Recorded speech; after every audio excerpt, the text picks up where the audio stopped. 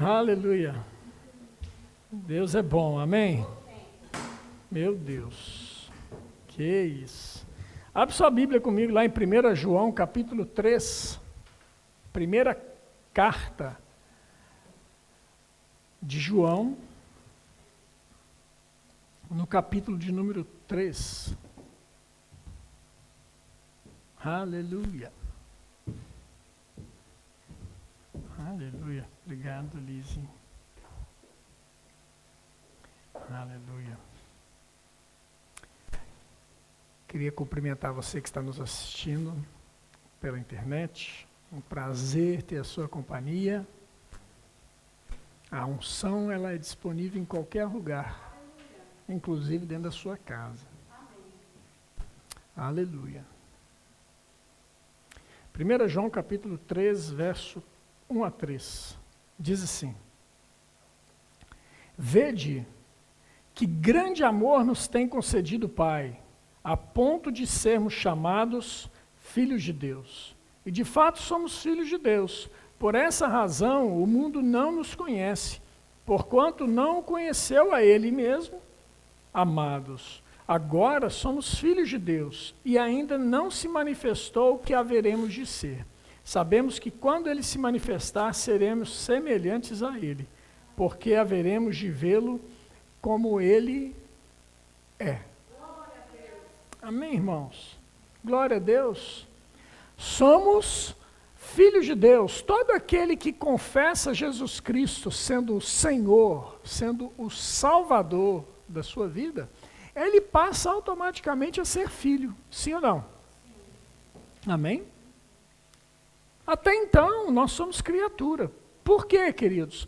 Porque houve uma ruptura na história da humanidade. Nós precisamos entender isso. Nem todo ser humano é filho de Deus.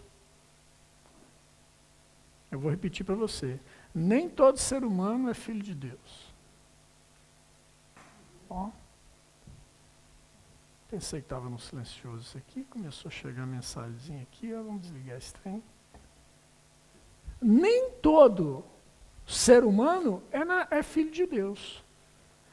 Para ser filho de Deus, querido, tem que ter uma conexão com Ele. E como que se dá essa conexão? Através do novo nascimento. Percebe? Até haver um novo nascimento, a pessoa é uma criatura. Por que isso? Por causa da queda do homem. Quando o homem caiu, querido, houve uma separação. O ser humano passa a ser um ser morto espiritualmente. O que é ser morto espiritualmente? Ser desligado de Deus. Desligado de Deus. Deus está num lugar e o ser humano está em outro.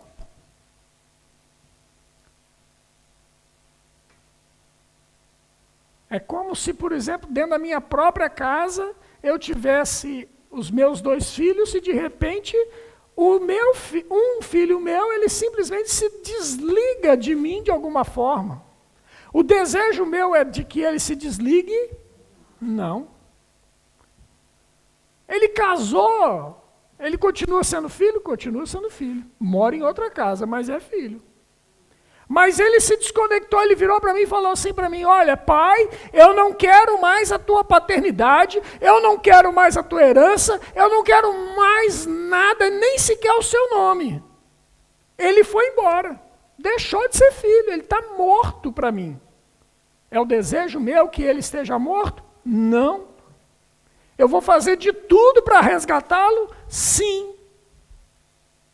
Então o problema da paternidade de Deus para com o homem não é de Deus, mas do homem.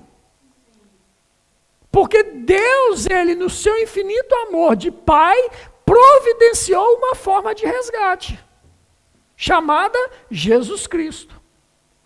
Para quê? Para que todo aquele que nele crê não pereça, não morre morrendo. Não esteja completamente morto.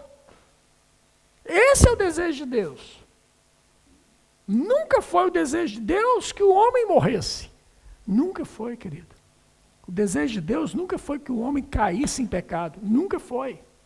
O desejo de Deus é que o homem permanecesse na sua posição em que foi criado.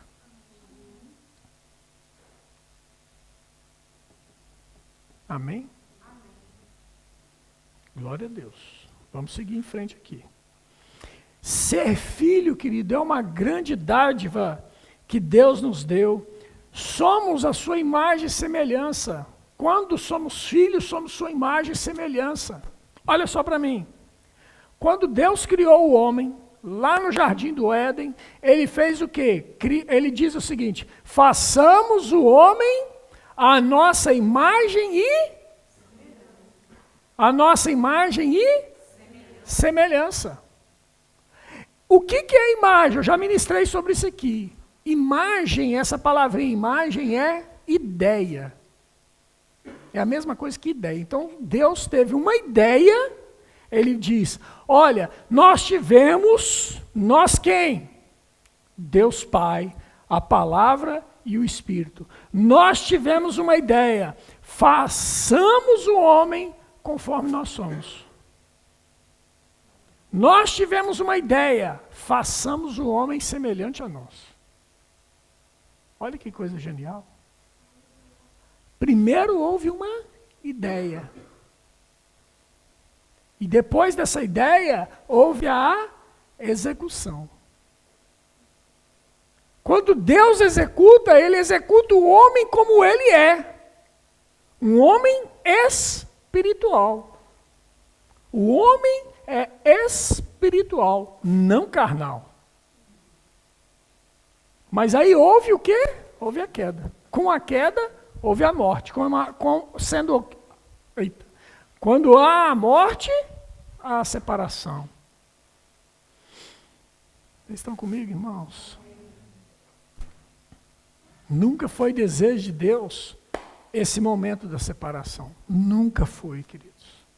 Nunca foi. Mas houve a separação. Façamos o homem à nossa imagem, conforme a nossa semelhança. Mesmo com a infidelidade humana, Deus desejou que o homem fosse filho. Nunca houve no coração de Deus o desejo dessa separação. O homem vai ser um dia filho, e eu vou fazer de tudo para que ele volte para os meus braços. Aleluia. Queridos, você se empolga com isso? Eu me empolgo com essa verdade. Coisa maravilhosa, queridos. Coisa maravilhosa. Eu lembro quando eu era jovenzinho, na verdade eu não lembro disso, eu tenho relatos disso, né, que minha mãe contava para mim. Ela virava e falava, às vezes eu saía de noite para passear com os amigos, para as festas, né, e demorava a chegar. Quando eu demorava a chegar, ela começava a ficar preocupada. E o meu pai, ele estava ali já num leito de enfermidade dele, e ele percebia a agitação da minha mãe, de um lado para o outro. De um lado para o outro. E aí ela me relata que ele virava e perguntava para ela, falava assim, o que está acontecendo? Aí ela falava assim, o Márcio não voltou para casa ainda. Aí ele virava para ela e falava assim, pode ficar tranquila, que eu já orei e Deus está guardando a vida dele. Irmãos, se eu fosse relatar aqui para vocês as coisas, os livramentos que eu tive, que eu nem sabia que meu pai tinha orado, vocês não têm noção. Vocês não têm noção de quantos livramentos de morte eu tive. De ter caído, poderia ter caído no mundo das drogas e não caí, porque Deus me livrou.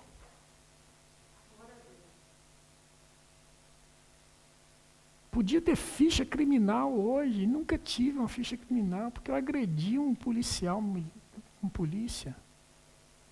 Aquele polícia simplesmente me olhou e virou para mim e falou assim, olha, eu não sei porquê, mas eu não vou te prender. Eu tinha todos os motivos para te prender. Mas eu vou te levar lá fora e você vai embora e nunca mais volte aqui. E vou te dar um conselho.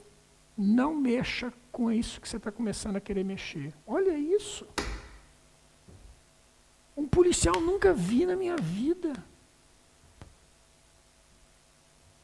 Eu o agredi fisicamente, não tinha nem consciência do que eu estava fazendo. Mas eu sei que Deus estava cuidando de mim, zelando por mim, botou um homem ali, provavelmente aquele polícia era um homem de Deus, porque os conselhos que ele me deu naquela noite começaram a mexer na minha mente. Para depois vir outro e colher. Percebe, irmãos? O desejo do meu pai era que eu nunca saísse de casa daquele jeito, para viver aquele tipo de vida. Mas o desejo dele era que eu estivesse junto, e por isso ele orava. Sabe, irmão, deixa eu te dizer uma coisa, não desista do seu filho. Não desista do seu pai, não desista das pessoas que você ama, querido. Ore por eles. Deus é um bom pai e Ele tem o desejo de que nós, todos nós, possamos o conhecê-lo como Ele realmente é, como um pai, um bom pai. Aleluia. Abra lá comigo em Gálatas, por favor.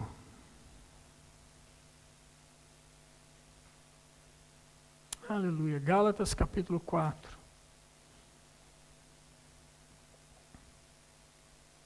João 1,12 diz que, mas a todos quanto receberam, deu-lhes o poder de serem feitos filhos de Deus.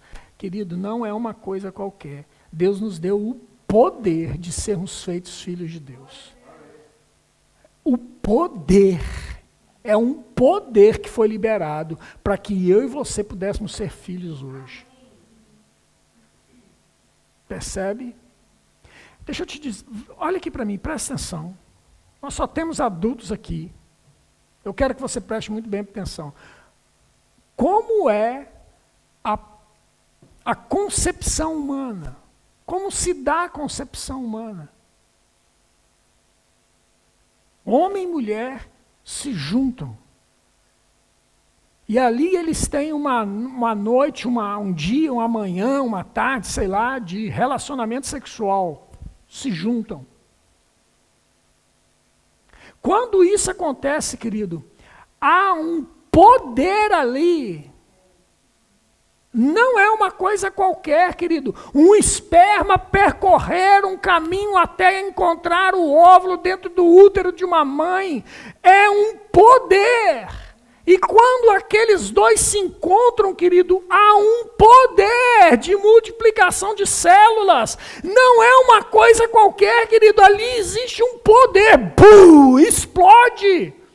É algo explosivo que você e eu não vemos acontecer. Mas na hora que os dois se juntam, é algo lindo, é algo divino, é algo poderoso. Há um poder se manifestando. Eu e você precisamos entender isso, que quando Deus nos deu a condição de sermos filhos dele, houve um poder nos céus, querido, liberando Jesus Cristo para nos encontrar e liberar esse poder de nos reconciliar com o Pai. Percebe, querido? Ah, que isso, querido? Não trate isso como sendo uma coisinha pequena. Não foi pequeno, querido. O escritor de Hebreus, no capítulo 2, ele fala que foi uma tão grande salvação. Amém. Não foi uma salvaçãozinha qualquer, foi uma tão grande salvação que te alcançou. Foi o poder de Deus. Amém. Aleluia. O poder de serem feitos filhos de Deus. Oh, aleluia. Gálatas capítulo 4. Você já abriu? Amém? Diz assim a partir do versículo 1.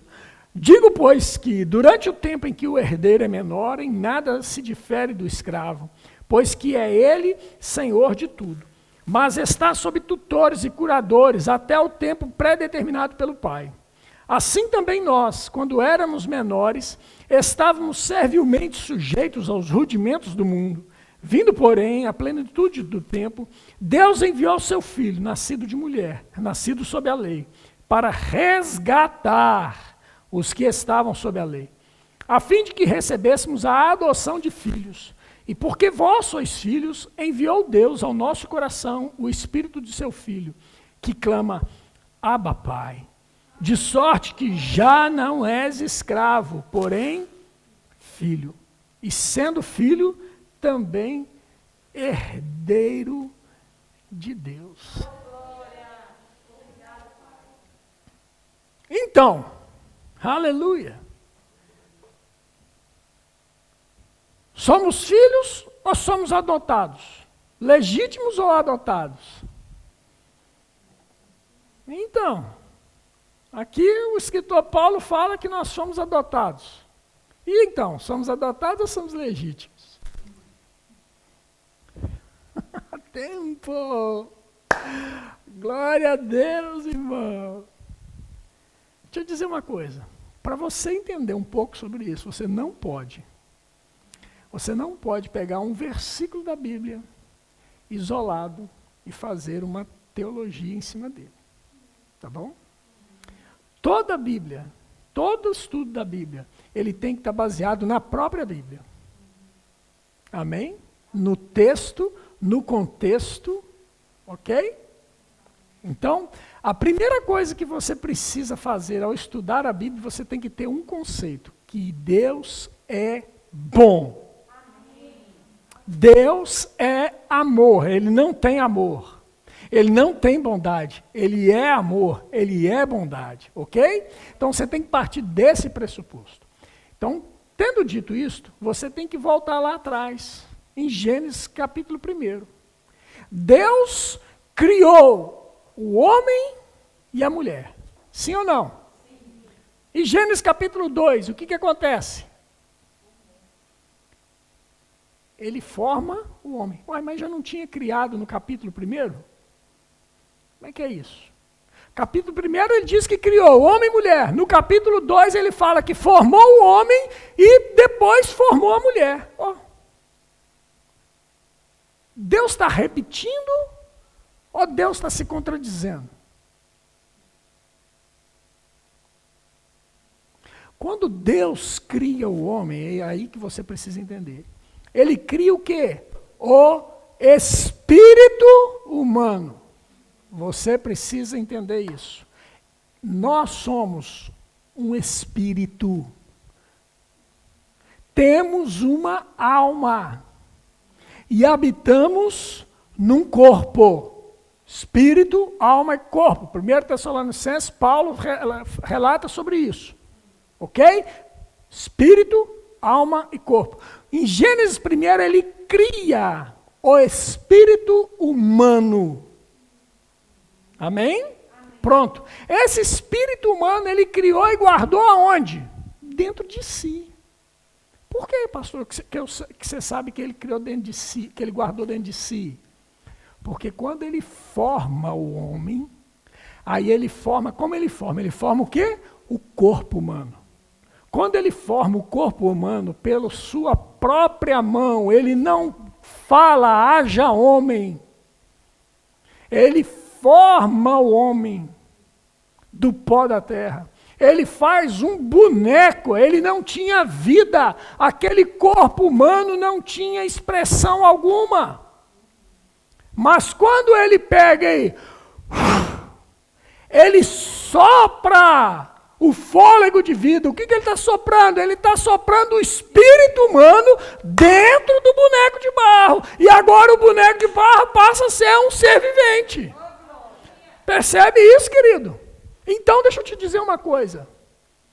Desde a eternidade, bonitão e bonitona, desde a eternidade, você já estava dentro de Deus.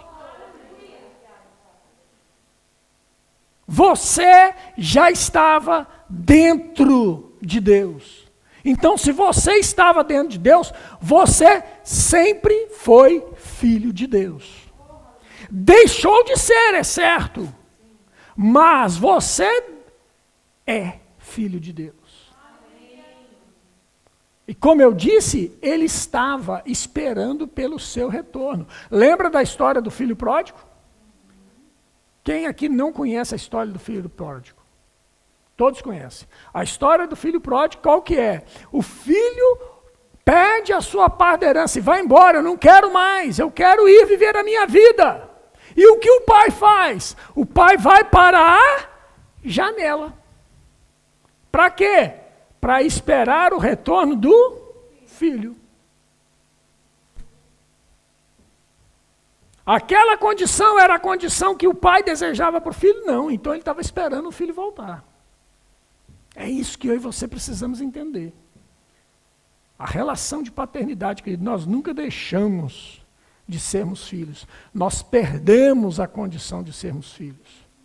Mas vem Jesus e manifesta o poder de Deus para nos fazer novamente filhos, nos resgatar, nos dar a oportunidade de juntamente voltar para junto dele. Amém. Aleluia. Sermos filhos de Deus. Aleluia.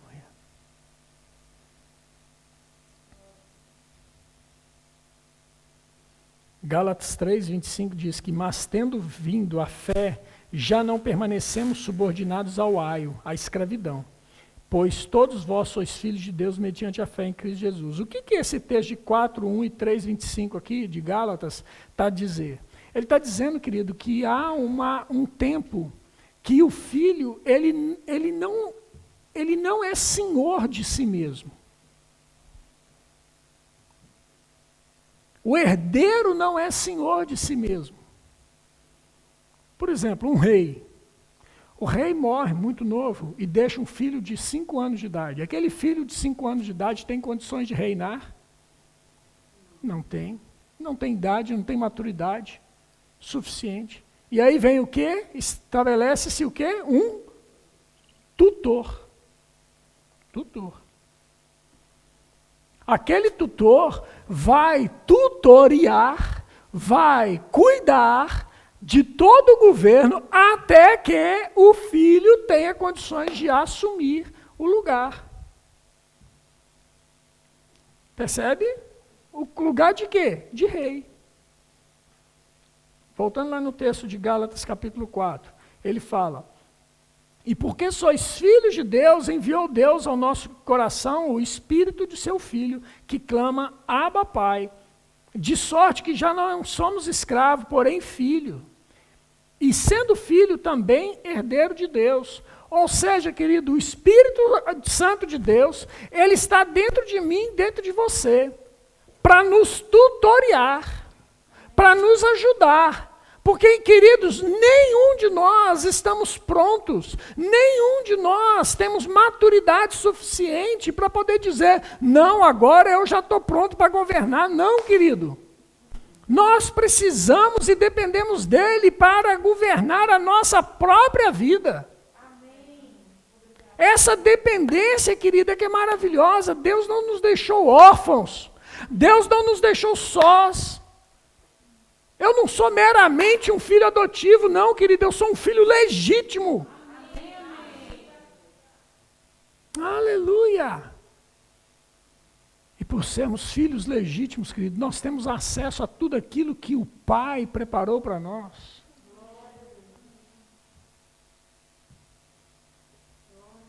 Eu não sei se você teve a oportunidade de conviver com seus pais, e os seus pais, porventura, já partiram no Senhor. Mas eles deixaram alguma coisa para você de herança. O pai e a mãe da Liz já faleceram. E o pai e a mãe da Liz, eles trabalharam a vida inteira. E ao trabalhar a vida inteira, eles pegaram e conseguiram juntar 3 casas. Deixou uma casa para a Liz, uma casa para a irmã do meio, uma casa para a irmã mais... Uma casa para a irmã mais velha, uma casa para a irmã mais nova e uma casa para a Liz. São 3 filhos. Tudo que ele conseguiu juntar, deixou de herança para as 3. Foi o melhor dele para elas, de presente para elas, de herança. Percebe, querido? O pai, ele sempre vai deixar de herança para mim e para você o melhor dele. Ele sempre vai fazer com que aquilo que ele tem de melhor chegue até as nossas mãos. Sim ou não? Foi assim com Jesus Cristo. Deus, ele vem e envia Jesus. Para quê? Para que ele pudesse ser o primogênito dentre muitos irmãos. Ele veio como único. Olha, presta atenção nisso, irmão. Se você não guardar nada, guarda isso. Jesus Cristo veio nessa terra como o quê? Como unigênito. O que é isso? O único Filho de Deus. Porque naquele momento ele era o único. Por quê? Porque todos os outros abandonaram. Toda a raça humana deixou Deus. Toda a raça humana estava debaixo do crivo do pecado. Pois todos pecaram e destituídos foram da glória de Deus, e precisam reconhecer Jesus Cristo como Senhor e Salvador de sua vida. Mas Deus envia Jesus Cristo como único. Ele vive aqui nessa terra como menino, como único. Ele vive aqui nessa terra como homem adulto, como único. Ele faz milagres aqui nessa terra como único. Mas quando ele morre e ressuscita, sobe aos céus, ele já não é mais o único. Ele é o primogênito. O que significa? Que ele é o primeiro dentre muitos irmãos. Jesus Cristo é nosso irmão mais velho, irmão. E a Bíblia diz que nós somos herdeiros de Cristo. Herdeiros de Deus e co-herdeiros com Cristo. Ou seja, tudo aquilo que Deus conquistou na cruz através de Jesus Cristo é direito meu e seu. É direito nosso, irmãos. E o que ele conquistou na cruz? Ele conquistou saúde, cura, prosperidade e principalmente vida. Nós estávamos mortos nos nossos delitos e pecados. Mortos. Mas aí vem Jesus Cristo e agora nós temos vida. O ladrão vem para roubar, matar e destruir, mas Jesus falando de si, eu vim para que tenham vida e a tenham em abundância. A vida abundante, querido, é o direito que você tem em Cristo Jesus. É a herança prometida, querido, que nós podemos viver nessa terra, reinando em vida. Amém. Mas os que conheceram a abundância da graça e o dom da justiça, o quê? Reinarão em vida. Os que receberam. Obrigado, Liz. Os que receberam a abundância da graça e o dom da justiça reinarão em vida. Que isso significa, irmão? Ajuda a gente aí. Não é qualquer coisa. Sabe, às vezes a pessoa aceita Jesus Cristo. É séria com Deus.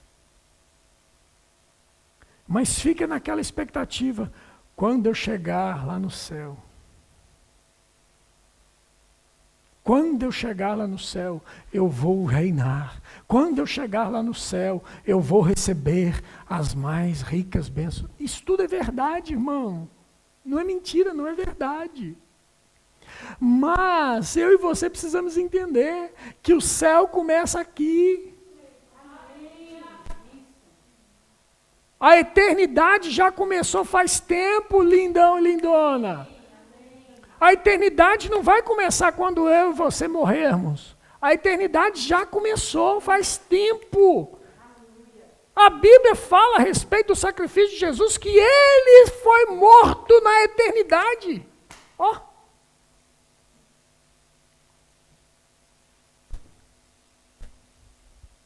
Ei, nós precisamos começar a viver aqui como filhos legítimos, tomando posse de tudo aquilo que ele conquistou para nós. O que é que está acontecendo na sua vida que precisa de uma posição? Essa posição é você que precisa tomar nessa manhã. Porque Jesus já fez. O papel dele já foi feito. Ele já morreu. Ele já te reconciliou com o Pai. Você já é filho. Tudo que precisava acontecer já aconteceu.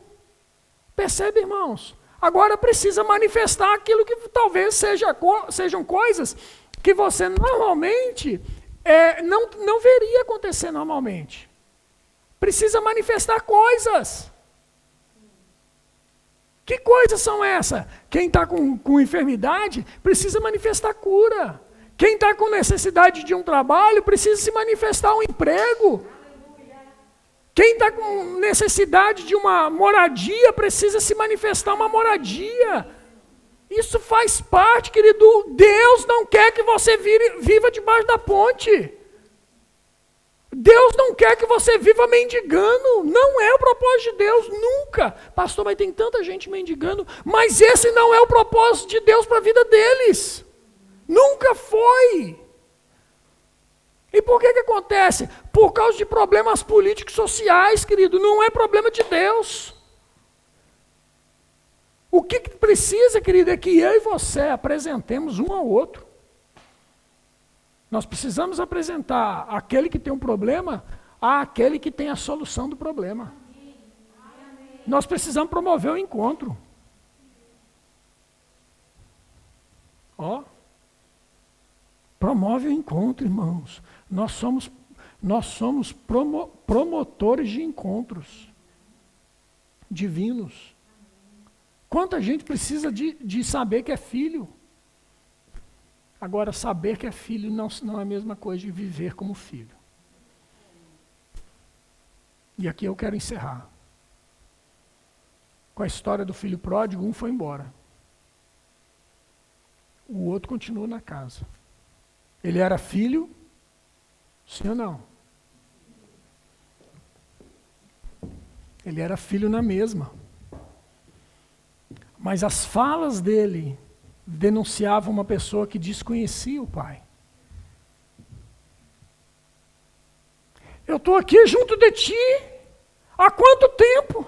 Você nunca me deu um cabrito para eu celebrar com os meus amigos. Agora vem esse teu filho, você mata o novilho cevado.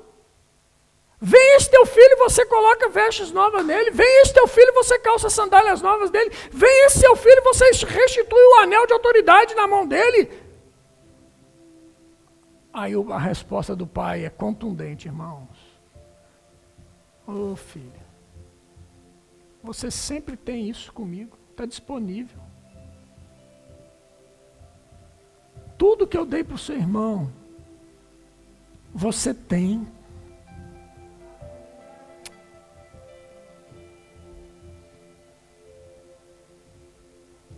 Tudo que Deus conquistou na cruz, eu e você temos. É direito nosso.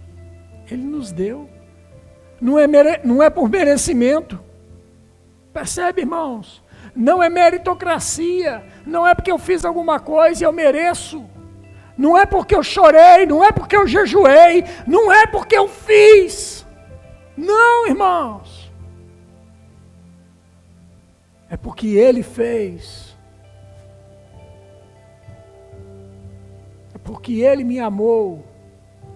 É porque Ele me deu um anel de autoridade. É porque Ele me colocou um selo, o Espírito Santo. Quando eu falo somos nós. Ele nos deu essa condição. Ele nos deu a condição de sermos filhos, Ele nos deu o poder de sermos feitos filhos de Deus, para viver nessa terra, refletindo o reino dEle. Irmão, para tudo. Para tudo, pensa comigo nisso. Somos filhos de Deus, sim ou não? Sim.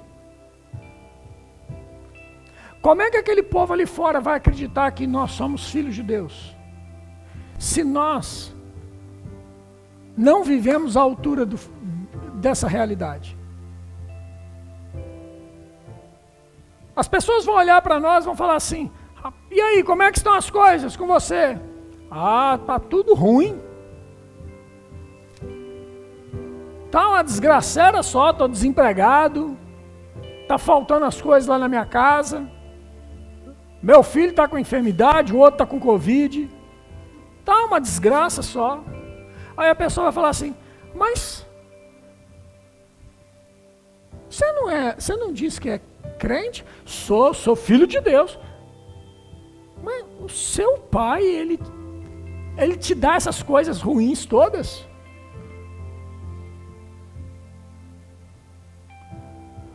Percebe que não bate, irmão? Não casa.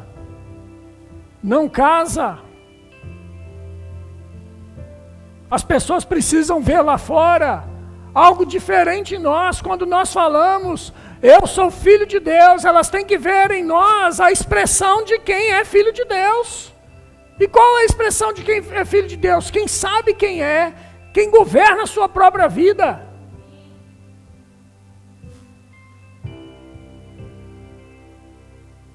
A Covid está aí, está batendo na porta de todo mundo. Na minha porta não. Porque lá na minha porta eu sou sarado e curado, porque pelas pisaduras de Jesus eu fui sarado. Eu ando em saúde divina, porque Deus enviou a sua palavra e nos sarou. Aleluia. Minha confissão diária, querido, tem que ser essa. Não pode ser a confissão que a notícia me manda. Não pode ser, tá tudo ruim mesmo. A crise. É Bolsonaro, é Marcelo. É Antônio da Costa. Não, queridos. Eles são governantes. Estão governando da melhor maneira que podem. Estou negando a doença? Estou negando o Covid? Não. De jeito nenhum. Está aí. Mas eu não vivo segundo a informação da mídia.